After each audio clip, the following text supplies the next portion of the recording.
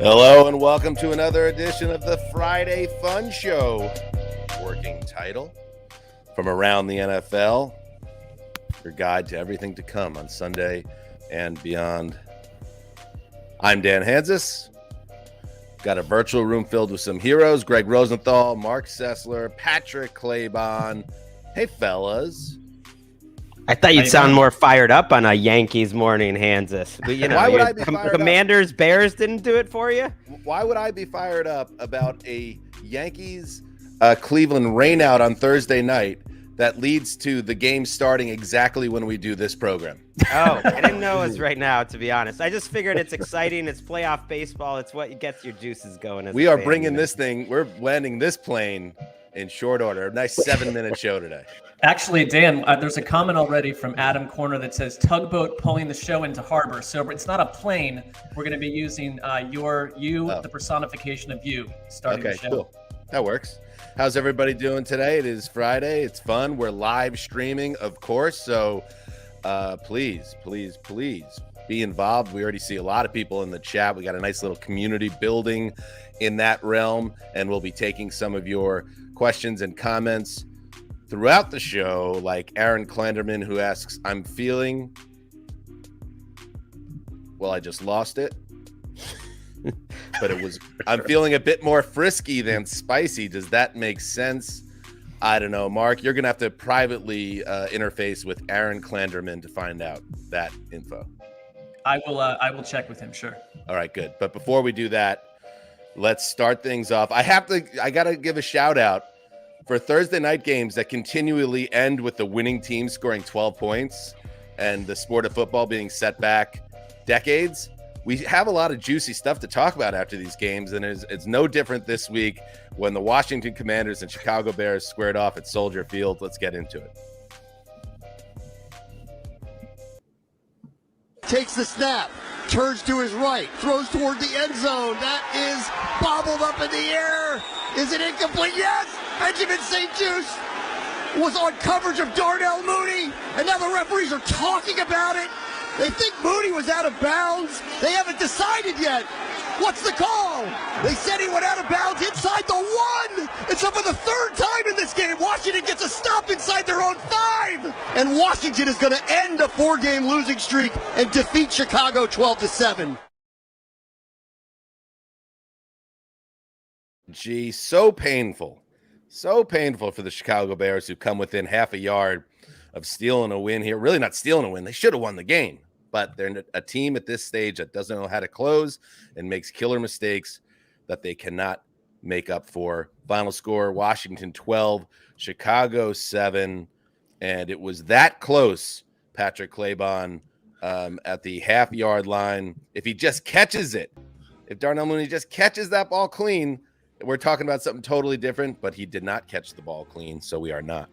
Any number of things you could change, Dan. Like you change one thing over the course of the entire game, and the Bears win that football game. That's what was so frustrating. After Justin Fields missed the wide open tight end for a touchdown, he played spectacular. The rest of the team falls apart. Like they dropped multiple balls. Dante Pettis had a chance to catch a touchdown 2 plays before that. Fields has an incredible run where it looks like he might score, and it was constant. All the failures inside the 5-yard line. It was one of those things like. We're seeing the entire franchise just fall apart. Al Michaels is calling for the ouster of Dan Snyder, and it's like, oh, there's no way this thing goes. We'll get to that. And then the universe just decides the Commanders are going to win the game. It was frustrating me. I didn't even have a rooting interest, but it was just frustrating watching the Bears continue failing like that. It was very frustrating. It was because it felt like they deserved to win that one. They had almost double the yardage. I thought this was one of their best games of the year. I think their offense has gotten a little bit better every week. I don't think Justin Fields, played that well throughout, but he obviously was let down by his teammates there, and it wouldn't have mattered if Darnell Mooney just catches that pass. And I understood Ryan Fitzpatrick's frustration on the post-game show, and I think he just didn't get what they're trying to do on offense. When you're inside the 10-yard line 3 different times and there's no designed runs for Justin Fields, he's so good, and we see it when he scrambles. Unfortunately, the best play they have is often him dropping back to pass and then scrambling. He's missing open receivers in terms of not seeing them. Watching the game on Prime Vision where they have the time to throw clock ticking, it was like incredibly stressful because like those 2 sacks he took early were over 6 seconds. So the offense is not fitting him. He's not fitting the offense. And yet they're doing enough each week where the last couple of weeks they've been very competitive with the Vikings, and they looked much better than the Commanders last night. They should have won that game. They should be 3-3, which would have been a nice story. I'm with you though. I feel like he's in an offense that does not seem to correctly kind of maximize what Justin Fields could be. He breaks out of it and has 2 weeks in a row made big plays. I mean, he put them in position to win on that final drive, and their red zone scenario, their scheme has been a hot mess for a while now. I don't like the Justin Fields peeling himself off the turf repeatedly subplot here. I talked about it with Daniel Jones, another young NFC East quarterback or NFC quarterback a couple weeks ago. He's going to get hurt. This isn't me like hoping it happens or putting it into the stars. You can't just take that many hits. So I admire the guy for his toughness and his ability to hang in the pocket and be like a guy that's like, I'm going to hold on to the ball and wait for something to show up. But also, I thought Kirk Herbstreit, who, by the way, has his hands filled with Al. And again, we're going to get to that. Kirk needs to help out Al when he talks these big topics. It's just like crickets over next. Oh, Kirk is just cricket. Kirk's like, wait a second, I didn't sign up for all these sociological elements of what the National Football League is about. But there was one play in particular early where Herbstreit neatly pointed out Justin Fields had a really nice pocket and a receiver flashes open, not wide open, but NFL open, and he doesn't pull the trigger, and then eventually takes the sack. And he needs to be quicker and make those decisions because that's factoring into the beating that he's taking in these games, and especially on Thursday night. Yeah, I look at what Washington did, and you can't feel good about winning. It's the second straight Thursday night game where I think the winning team doesn't come out feeling especially good. I think with the Colts, at least, they feel like, okay, maybe we could escape this. We're 2-2-1, but that was one of their worst games of the year. The touchdown that Chicago did score was so Washington. I think they had 10 men on the field. They were there was total confusion in the end zone. There was another play later where they had to take a timeout because they had 10 men on the field. They seem like they're out of ideas. Like they did that like everyone else is going for it on 4th and 1 at midfield, but they're doing like a very half-hearted try to get in offsides. And like Ron Rivera looked like he was smirking because like the attempt was so bad. The 10 men on the field thing I was talking about, they had to use a timeout, or they tried to use a timeout because they had 10 men on the field, but it wasn't allowed because none of the players realized they had just used a timeout. And it just feels like they're so disorganized on both sides of the ball, and they're just kind of scuttling along. And they won this game, but when you get like outgained by 180 yards by the Bears, it's not a good sign. They're both the most sacked quarterbacks in the league, and it looks like it. And we endured it. And I do find it interesting, more of like a football note over the last 2 weeks, that we're incredibly spoiled in general as NFL fans because how often do people huddle around the water cooler complaining about like a dull NHL game? That's a commonplace scenario. We get 2 relatively bad TNF games in a row, and it's like a second Vietnam. Like we can barely handle it as a viewership, and it's like we're gonna survive this. These were bad matchups, bad games, but like we're so used to it being the most incredible island scenario week after week that I think we need to. As usual, use a different sport as a punching bag to make a point, Mark. But I think it's a little different. What am I supposed to compare it to? The NFL is telling the world these are our spotlight games. This is the product. We're gonna enter into billion-dollar deals with major platforms to air this and show it to America. If you're watching what did you use your example this time? The NHL. If you're watching a bad NHL game, baseball, you would probably have me removed from the broadcast. So no, I'm just trying to help you with this. So like NHL game, you just turn it off. It's just a regular game. But the NFL has purposely told you, the viewer, that this is the game to watch and everyone needs to be there. So when we get back-to-back games like this, and Kirk Herbstreit said during one commercial when they were teasing next week's game, which has the Cardinals in it, so that's a bit of a toss up as well. We promise it will be better than the last 2 weeks, which is funny because he can't promise it. Last night was kind of fun. I think last night might have been so bad it was good territory. It wasn't that bad. The week better. I was different. definitely better than the previous week. I agree with that. But also the Bears get a couple of yards. They run some different plays. The ball doesn't bounce off a helmet, and I don't think that conversation is happening again. I think people really get addicted to the scoreboard when there was a game that held our interest for the entire time. We're all sitting here, everybody's in the chat talking about it. Like there's still interest in the game. It was still entertaining. We just didn't quite get one of the reasons results. why people are talking about the game is because what happens after the game when Ron Rivera, again, after a win, and this tells you about the kind of the color around the Washington football team, the skies overhead, the energy around the team. Ron Rivera was asked about Carson Wentz. He stepped in it a little bit earlier this week. And then there was a question from a reporter about some reporting that Daniel Snyder, the owner under fire, had been the one that greenlit or pushed the issue to get Carson Wentz into Washington. So this is Ron Rivera now after a win on Thursday Night Football. So honestly, I'm gonna speak my mind for a second. It's been hard. It really has. You lose 4 games in a row, and everybody wants to get you, just get on you. And they've played their asses off. They have. They played their asses off for everybody. They come out and they show up. They work hard. All right. They don't complain. Okay. They hear all this stuff and they got to deal with it. I get that. And I respect them for that because they're resilient. They come back. Everybody keeps wanting to say, I didn't want anything to do with Carson. Well, I'm the guy that pulled out the sheets of paper, that looked at the analytics, that watched the tape in the when we were at Indianapolis. Okay. And that's what pisses me off. Because the young man doesn't deserve to have that all the time. I'm sorry, I'm done. And he walked, if you're listening to the podcast version of the show, Rivera walked. So you sense it. And Gregg, there's reports connected to Daniel Snyder talking about having dirt on other owners. And like we said, Al Michaels, who is the play-by-play voice, the venerable play-by-play man of the NFL, coming on the air and saying outright that that other NFL owners want Daniel Snyder to sell. This is all part of a big wicked stew for Washington. Yeah, I'm glad you connected those 2 points because that question to Rivera, Dan, was actually a question about Snyder and everything that has gone on this week, and that Rivera seemed a little testier about stuff like that. And he answered it.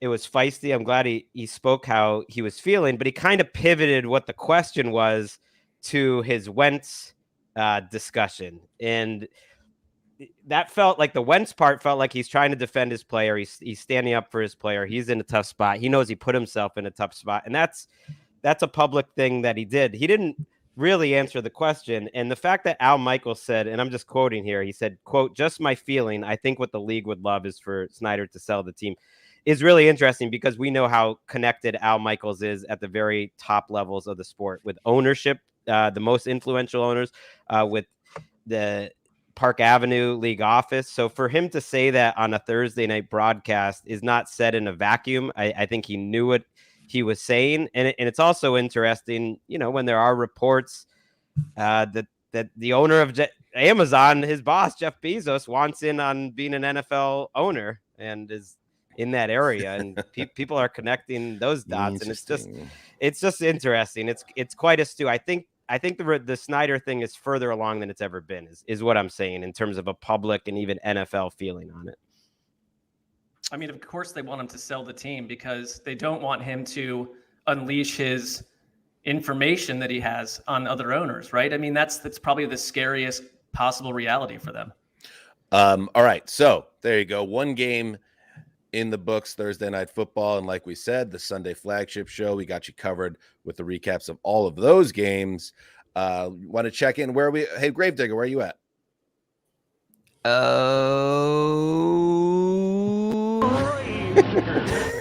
Hey, how's it going? What's up, buddy?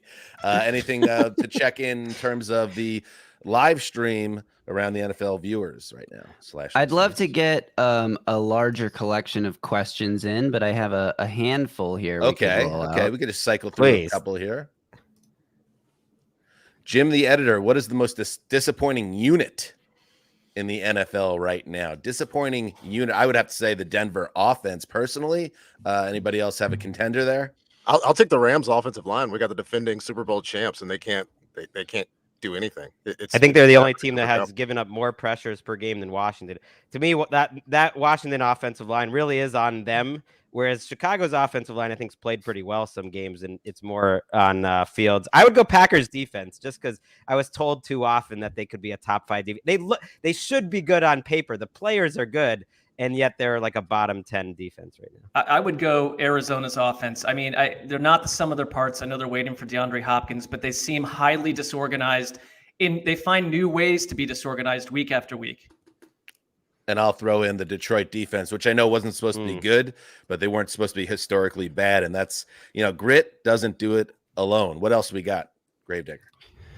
Okay, this gentleman or woman or whatever they are has a demand for you. You need to talk about how inept the Steelers coaching staff is. All right, so that's Matt up to you if you want to follow it. Mop. Matt Canada ran the same play 7 times on Sunday. You need to talk about how inept the Steelers coaching staff is. Patrick, I'm going to throw this one to you. I will only say, without having studied it close enough to notice that was what was going on, if indeed that was what was going on, is that they got put in a very bad game script.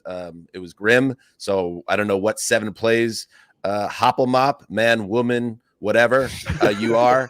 But that was kind of a funky game. What do you got, Patrick? Yeah, it was a rookie quarterback making his first start on the road against the number 1 pass defense in the NFL with a bad offensive line. It just wasn't going to go well. The idea that this staff has some sort of problem, like we just watched the Commanders play on Thursday night. Like, that's a staff with problems. They couldn't get 11 guys on the field. Like, that's a problem. That the Steelers starting a rookie couldn't make the game competitive in Buffalo. I don't think we're drawing any long-term conclusions from that. A listener, Jeff Clark, notes Claybon yawns at this Steelers question. Wow, shots fired. All right, what else we got? Hoppelbop. That's a little inside. I like that, Claybon. You have to answer that to that. Mighty Gazelle, are the Vikings above spicy? No. Mark. No, I mean, I think they challenge themselves for quarters at a time to be spicy. When they can achieve that, but I don't buy into them as the level of spicy we talked about on Tuesday's show. Here's the thing about spicy and frisky. You can be good at football and winning games and still just be like a plain piece of white bread. Bingo. And the Vikings are kind of like that. They can keep winning and they're not spicy. I mean, I kind of like the first 2 quarters Vikings in the right spot. They look absolutely spicy with the way they carry themselves. But part of the Vikings experience is that they go from spicy to very bland very quickly. Anyway, one more. Where da Kool-Aid at? Took me a second to put it together, but I did. Now that Rule is gone, Matt Rule, former head coach of the Panthers, whose butt is the hottest? Greggy. I think it's Ron Rivera today. I think if I had to I think Cliff Kingsbury is the other one that comes to mind. And it's weird because I know he's got all that guaranteed money in the contract and Claybon isn't feeling it, but I just worry, Patrick, for his sake. I think if this season goes south, and I could see that, I think his butt will be very hot. By the way, Claybon just went from the opposite of what a yawn is, which was he gave Greg the look like, what? It's spicy. He thinks it's spicy. It's spicy. I like it because I didn't think he should have gotten the extension. But the fact that he just got it and then they're just going to churn, hey, like having billions of dollars sounds cool. Like you can just do whatever. There's no consequences. So they did it with Josh Rosen and they did it with Steve Wilkes. So I don't know. I'd throw a vote in there for old Nate Hackett, depending on where the season goes. That's probably a better answer. That is my vote as well, Mr. Sessler. I think he's smelling some burning, and then he's like, "Oh, it's my own buttocks." All right. I love reading the comments on the side. I know it's not helping out our listeners, but I just would suggest to the other co-hosts here, it is a lot of fun when guys like Neil Kennedy says "big spoon energy" from Claibs and Greg. I don't even know what that means. It's facts, Greg. That's all you need to know. It's facts. All right, let's take a break from the comments. We'll get back to that. But now it is time for that special part of the show.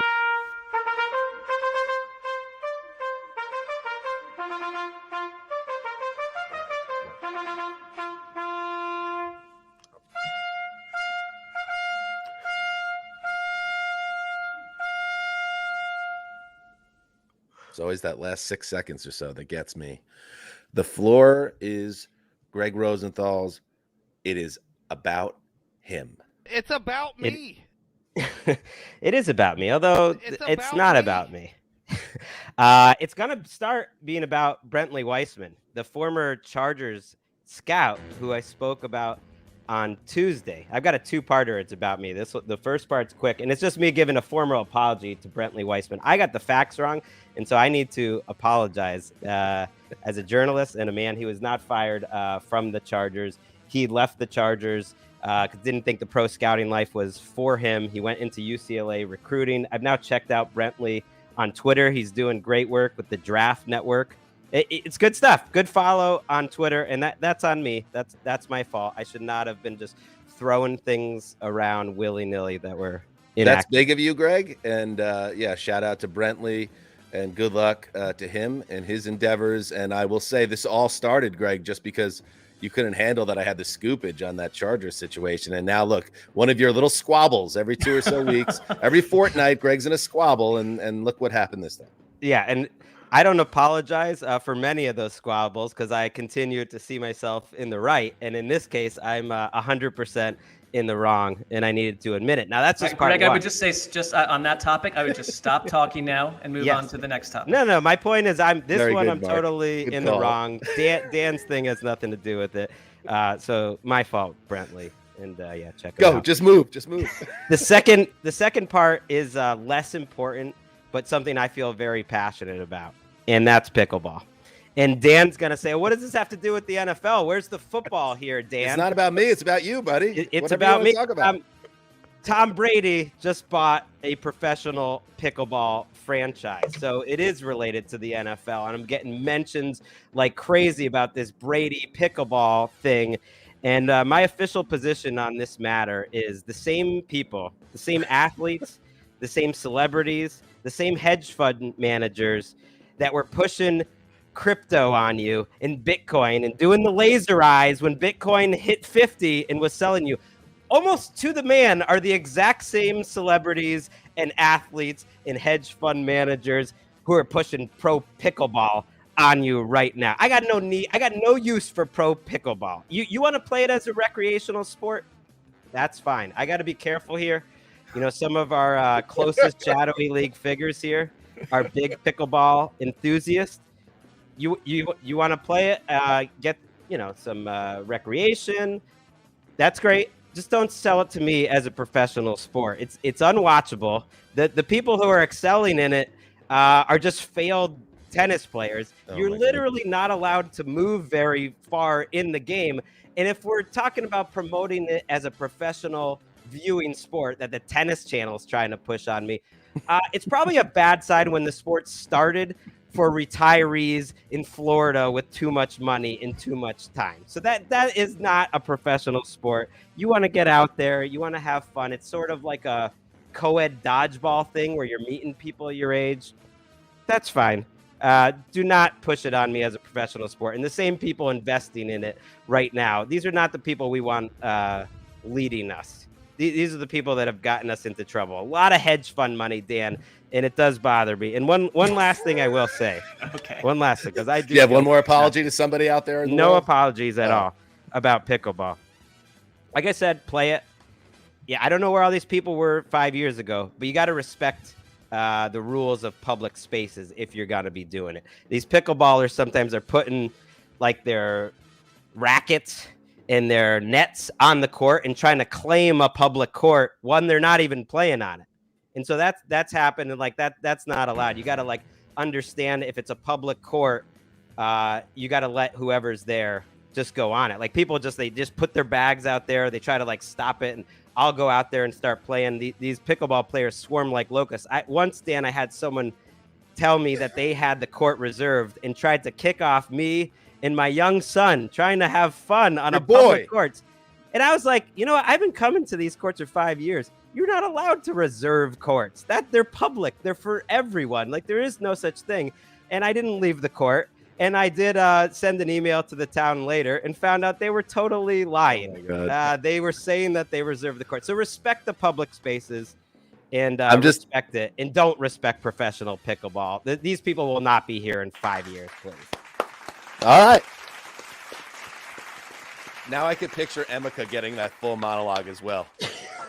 Oh yeah, poor woman. Big trouble at the country club. You couldn't be more right, Dan. Although she's with me. She hates the pickleballers. You took on big pickleball there. I don't think it can come back from this. I don't think pickleball itself can survive the past 6 minutes. I don't think. Go home 17 says Gregg's Karen arc. No, oh, please. I'm sticking up for the little guys here. Like a sport that's being promoted by a ton of like hedge fund managers. That's the people you want to back. I don't really have a hard pickleball take. I've played it before. I think it's very good, especially for people that are a little bit older when tennis becomes a bit of a challenge. And I've seen it in different parks, and it feels like a really nice way for people to be active and have fun together. So agree with but you. I understand like you're a tennis person, so I'm going to respect that you see it as a lesser version, and certainly shouldn't be taking up real estate at your local parks. Like I can feel that. That's, hey, listen, it's about you, so I'm not going to say anything else other than I'm glad you got that off your chest. Looking for mutual respect. Just respect the space, respect the other players. I haven't been picking up a lot of that, and don't try to put it on TV. Like, what are we investing in here? Stop this. Yeah, clearly I respect Gregg's passionate defense of tennis, but I also love the jabbing at the speculative investment all-stars who just chase the next thing. Like if the Harlem Shake was a thing right now, they'd be trying to invest in it.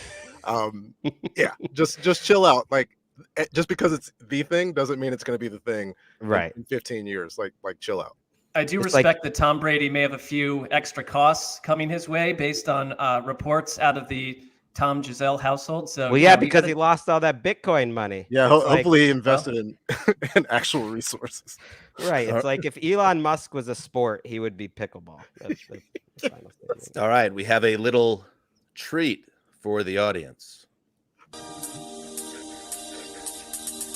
Welcome to This Guy Gets It with Marc Sessler. Today, the NFL tackles the controversial topic, injury in sport. And now, your host, Marc Sessler.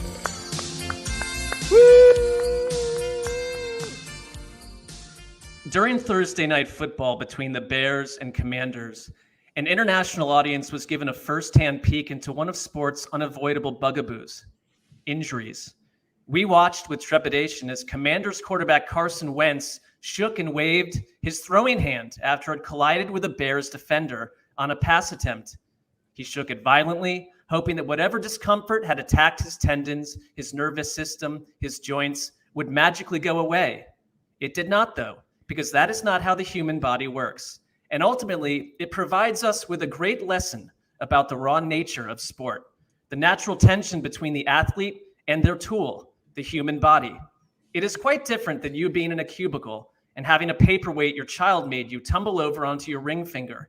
When an athlete is injured, it affects not only their personal performance, but the potential of the team around them, and from a bird's eye view, our enjoyment of the game itself. Join us next week when we'll dive into the on-field term chain gang, a playful way to zing the game's officials, or an out-of-date, unsightly celebration of our overcrowded prison system. This has been This Guy Gets It with Marc Sessler.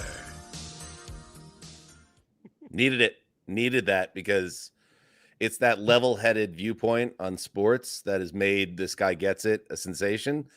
And I believe episode 1 was also related to injuries.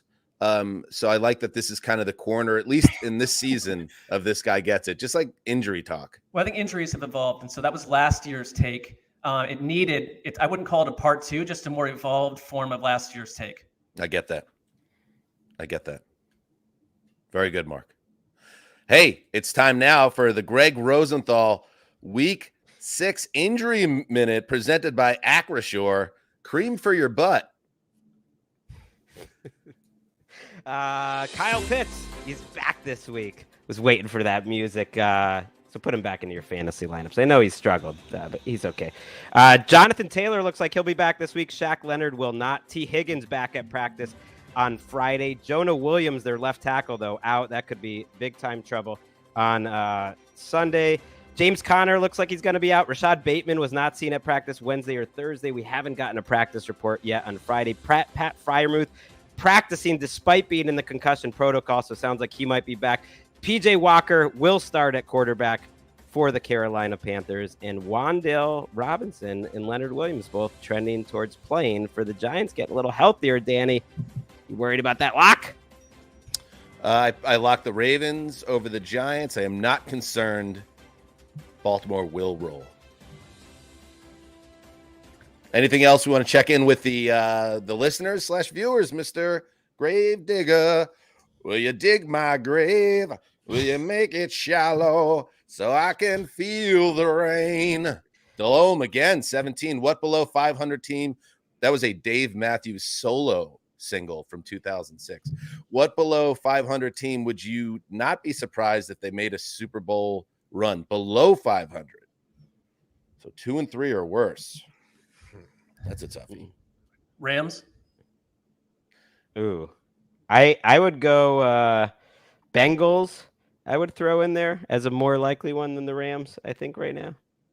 The Raiders' schedule is very soft, and I think they have life, even though they're 1 and 4. But if the question is make a Super Bowl run, that's strong. Saints. Let's do that. All right, very good. Rosters. What else we got? Rosenthal. If you could do it all over again, who would you pick as team of ATL?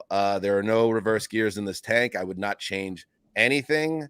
And I'm not jumping off the ship either. I know I locked against, well, I didn't lock against the Patriots, but I had a bad vibe about the Lions last week. But I still think we need to support them now more than ever. I agree. Okay. Marc would change it, apparently. Yeah. It was in our hearts. We all believed in it. We all agreed on something for once, too. So I'm sticking with it. Owen J, why does Dan hate the Cardinals so much? Because they're poorly coached and underachieving and kind of annoying and bad to watch. The bar is what the bar is. And it's like, that's why I don't like watching them, because they stink. And they shouldn't stink, but they do. What else? Michael Prett, if the Eagles win this weekend, when will their first loss come? Patrick has the answer to this, actually. He's looked into the future. Yes, I have searched my feelings and the facts that they will lose to Indianapolis in a in a odd Frank Reich kind of sort of revenge game on November 20th.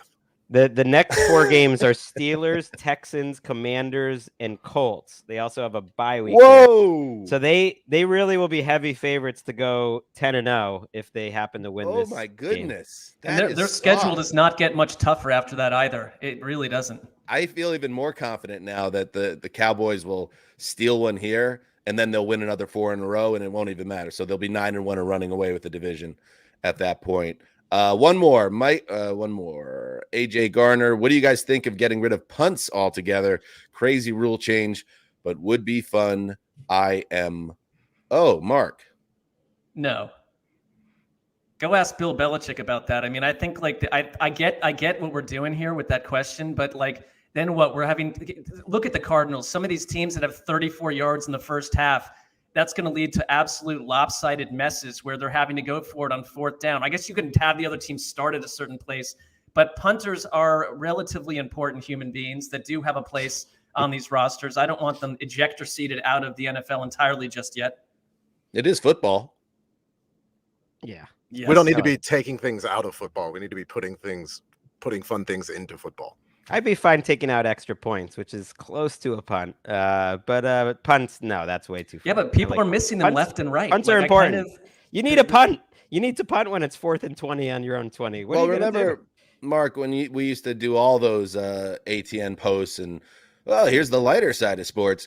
There was that guy a few years back, the high school coach that made a name for himself by never punting ever. And he was dominant. And then he went to college and said, I'm going to be the same guy I was. And even at the college level, he was quickly outed as a fraud and a scamster. And I think lost that job quickly. Strong. Yeah. I don't know who it is, but he was some guy. Anyway, let's finish things. He got it worse than pickleball. Remember, guys, I need to watch a baseball game. So we are now going to move to the Week 6 predictions starting. Before we do that, let's go through what we did last week. I had the Lions would lose to the Pats, which I want to say ding, but I also said that the Patriots would run for over 200 yards on the ground, and I believe it was about $180. So again, integrity stands above all with old Zeuser. I will take the L there. Unbelievable.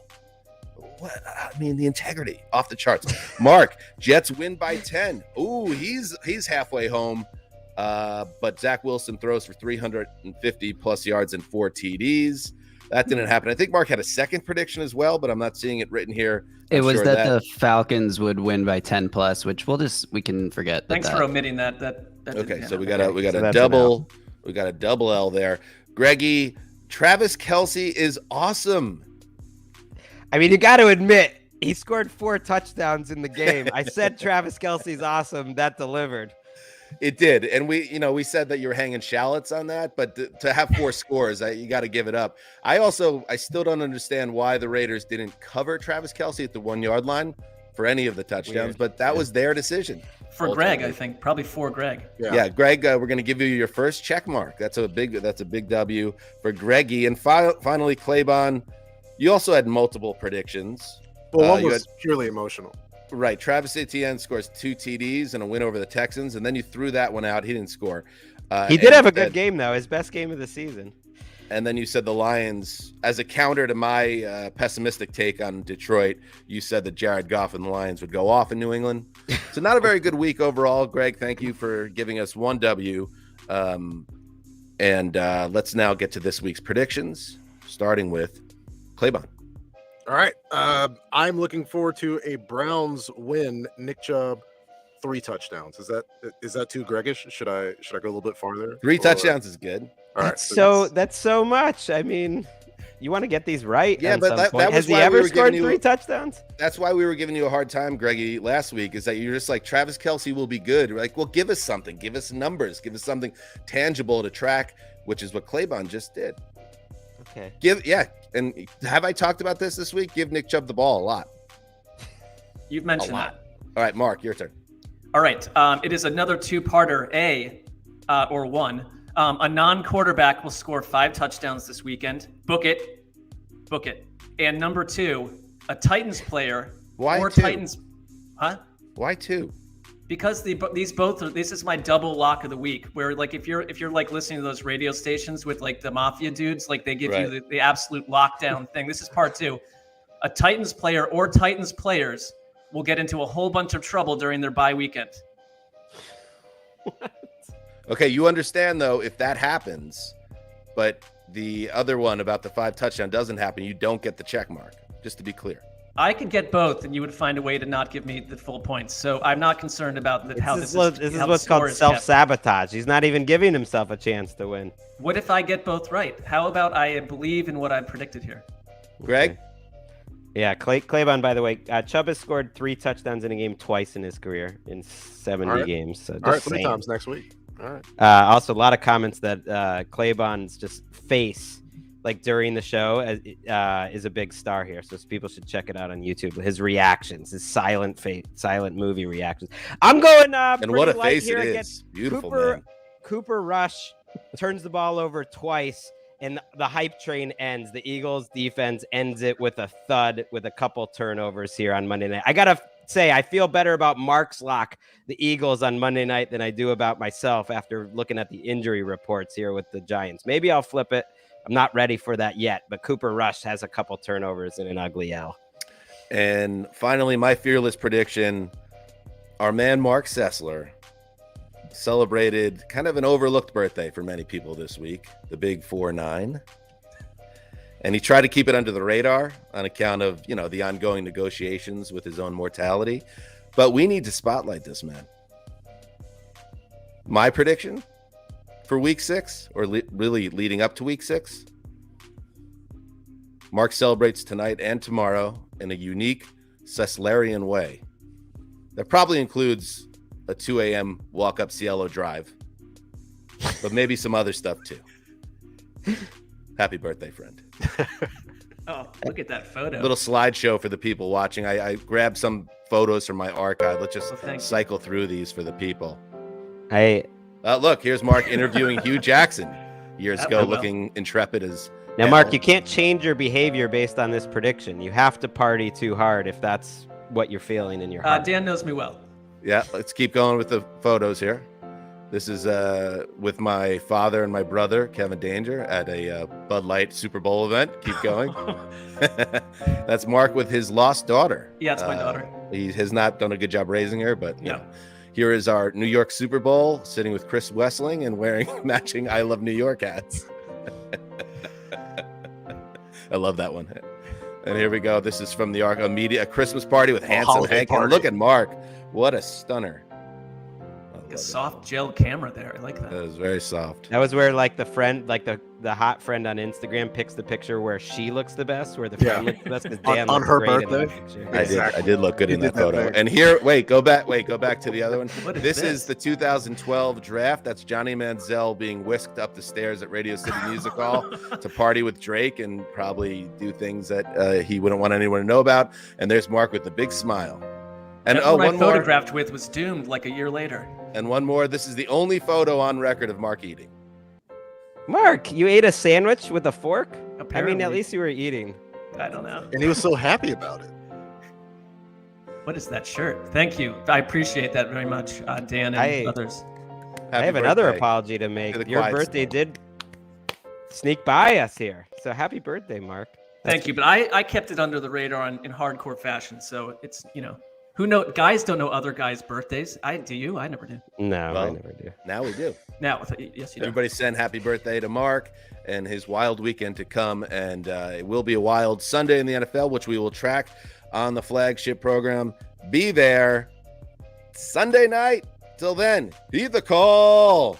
Thanks, everybody. Go Yankees.